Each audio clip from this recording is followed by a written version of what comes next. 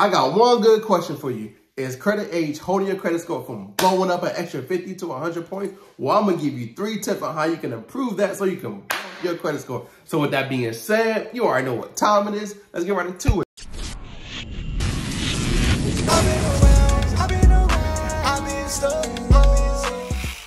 What's up, family? I'm back with another one. Hey, if you're new to your channel, welcome to the family. So in today's class, I'm going to give you 3 tips on how you can improve your credit age so you can blow up your credit score an extra 50, 100, or even 200 points. So with that being said, go grab a pen, go get some paper, and you got to get you something to drink because class is going to be a good one.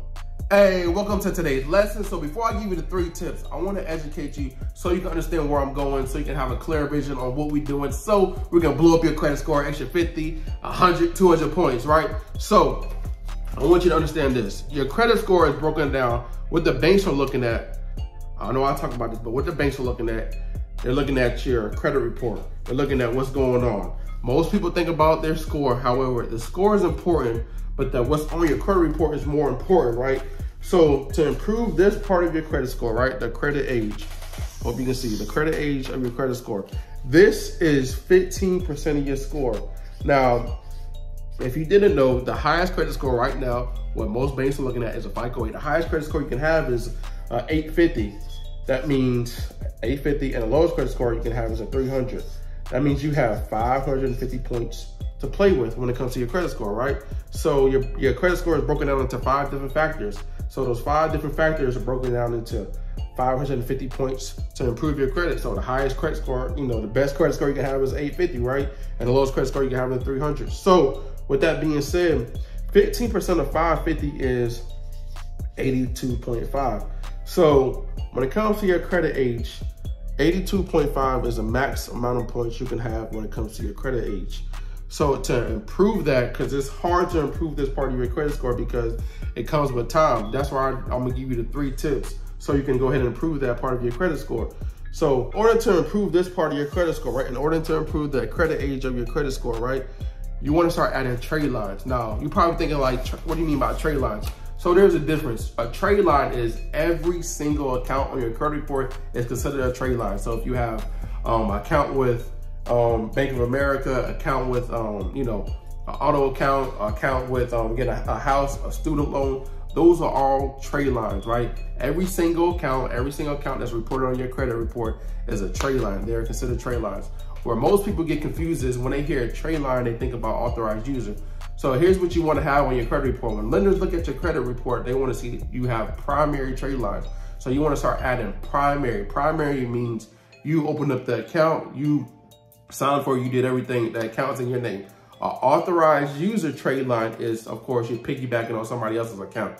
So make sure you understand the difference between the two, because when you hear trade line, you're thinking about authorized user. But what you should be thinking about is trade line is accounts on your credit report. So when people talk about trade lines, give them the understanding of trade line is an account, every single account on your credit report. A primary trade line is something that's in your name, and an authorized user trade line is something that's somebody else's name. So tip number 1, to improve this part of your credit score, the credit age, to improve this, to impact that, here's what you want to do. You want to add some primary accounts. There's many primary accounts I talked about before, but if you're currently renting, this will benefit you right now. Because what you can do is backdate history on your credit report, right? You can backdate backdate the payment history on your credit report. And here's what I'm talking about. If you add an account called Rent Reporters, Rental Karma, or Boom Pay, here's how it's gonna help you. Now, once you add this primary account, once you open up this account, and you've been currently renting for the last year or 2, you can add all that history onto your credit report, and it's gonna significantly increase your credit score. And here's how it's gonna increase your credit score, so you can have a visual on what I'm talking about. Once you add this primary account, think about it. Once you add this one primary account, or you can add all 3, because there are 3 different accounts. It depends on how much you got for budget and expenses and stuff like that, how much you can actually pay every single month. Because it's 3 different accounts and you got to pay, I forgot each one, but it's like $15 for one, $10 for one, or extra $20 for one. So check it out, because I don't remember the exact thing, exact payments or monthly payments when it comes to adding those accounts. But when you add that, let's say one account, you're improving this part, right? Adding 2 years of age will help increase your credit score. Also, it's also going to help payment history, right? It's going to report 24 months of on-time payments. So when a lender looks at your credit report, they can be like, oh, this person is good. They know how to manage credit. They know how to make their on-time payments. They're good, right? And it's also going to affect the total account. It's going to help that part of your credit score. And it also is going to help the credit mix, which is total accounts, right? Credit mix of your, which is one of the 5 factors of your credit score. It's also going to impact the new accounts / hard inquiries on your credit report, because you're not getting a hard inquiry. So you're adding an account that does no hard pull, but it's backdating all the history, and it's also going to help the credit age, and it's going to improve the credit mix on your credit report, because when a lender looks at it, they're going to see that this person know how to manage credit. Now, tip number 2. All right, if you don't have a primary, if you don't want to do rent reports or Rental Karma or Boom Pay or the different type of places, Credit My Rent, or different places I talked about, here's another place you can do, or here's another thing you can do. You can go to one of your family members, Authorized User. We talked about it earlier, Authorized User. If somebody in your family have good credit, or your wife, your spouse, or whoever has amazing credit, you want to piggyback off of their credit. So you can make sure you're not purchasing. If you do purchase, it's somebody, it's like a close friend of yours, all right?